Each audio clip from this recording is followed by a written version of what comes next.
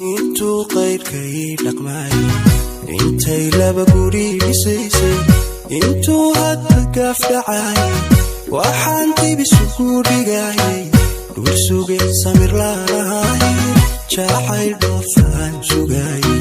dhul suge samir lahay jacayl dhoofaan sugay intii jidka lagu jiray qoraanso eegmada indhihii ayaa qalloocday naf wax jecel ag joogtaa waa nasiib iyo naruuro xawaaraha uu jarayo gaadhiga ay saaran yihiin waxaa barbar socda xawaaraha uu jarayo wadnaha iyo dareenka deeq waayo deeq waxa uu ogyahay safarkiisu inuu ka egyahay Addis Ababa balse ifraax tahay qof u dhoofaysa dal shisheeye iyo dibad fog is araggii dhaayuhu ku doogsan jireen ku dambaynayo dhageysi qudheeda ifraax shidada iyo showrka galgacal kuma yaro oo iyadba waxay ka fikiraysaa jacaylkan safarka galay balse socdaalkii dhawaa fogaayo waxay yimaadeen Addis Ababa iyagoo umal iyo urug jacayl midba gaarkii ula taahayo hase ahaatee may noqon laba qof oo xaafad wada dega ifraax waxa ay degtay booli deeqna waxa uu la degay adeerkii oo caruurtiisa dhoofinayay oo degan xaafadda la yidhaah Shoola jacaylkii waxaa durba soo food saaray duruufo laga maarmaan ah ifraax waa qof safar kale laga sugayo oo markiiba waxaa loo dhaqaajiyey xaraynta foonka fiisaha iyo howl safaaradeed deeq laftiisa jacayl daranaha ku degay oo daruuro galgacayl xambaarsan dhibac sida mahiigaan ah u asqeeyaane isna howl ayaa sugaysa oo ah inuu galo jaamacadda oo u baahan dariiq dheer balse jacaylka uu hayo ifraax ayaa ku kalifay intii tegayso inuu waxbarasho bilaabin waayo waxaa aad uga mudan aragtida ifraax hase ahaatee ifraax safaaradda gacanta kuma haysato halka uu deeq maalinba waqtiga riixayo oo uu adeerkii ku maaweelinayo jaamacad qanciisa ayaa raadsanayaa ee degdeg ma wacna adeer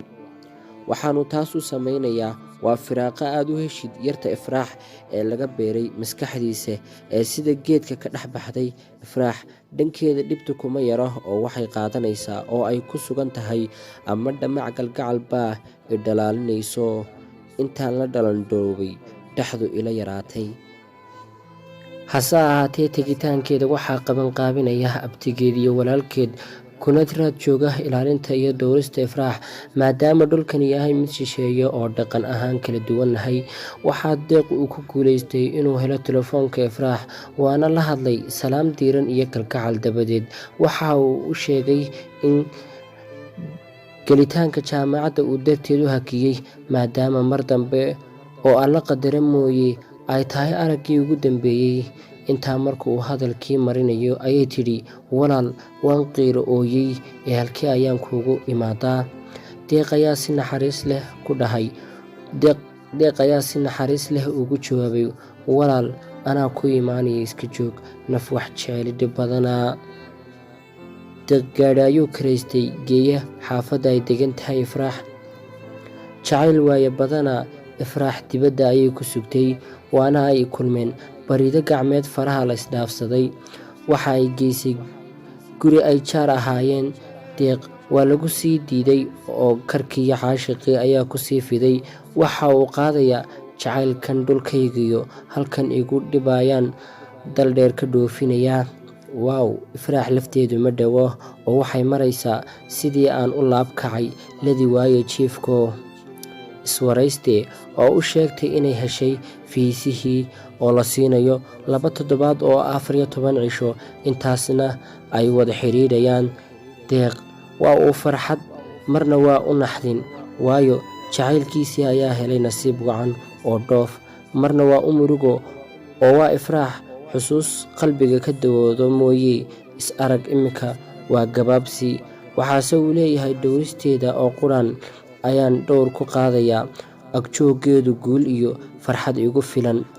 waana uu ku hambaliyey waxaana uu sheegay inuu sugayo intaasna ay xiriir telefoon iyo nadka ka wada noolaadaan maalin kastana inta ay joogto magaalada uu imaanayo si ildoogsi ugu noqoto ifraax way ka aqbashay waxayna tiri adiga iyo jacaylkaba idin ilaawi maayo waan idin tabayaa maalinta iyo maalmihii ka dambeeyey waxay noloshooda ku qaateen dharaaro macaan oo midba midka kale uu u mabsuudo balse maalmihii sida badda caariday oo soo buuxsantay ayay deganaan iyo lama filaan kusoo idlaadeen. deeq caashiqu biyo dhig dhinac walba galgacaylku u dhaaf. Ifraax way la qabtaa dareenka, hase haatee faraha Ilaahay ma sinee. Waxaa qadarin badan oo cishqigu ku weyn yahay waa deeq,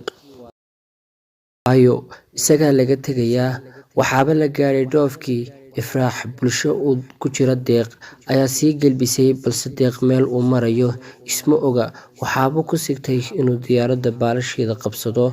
Marka laga eego sida uu u foofay iyo badweynta jacaylka ee lagaga tegay, waxaase niyadda u dhistay Ifraax oo tidhi anaa kuu roon ha ii werwerin. La soco qaybta 3.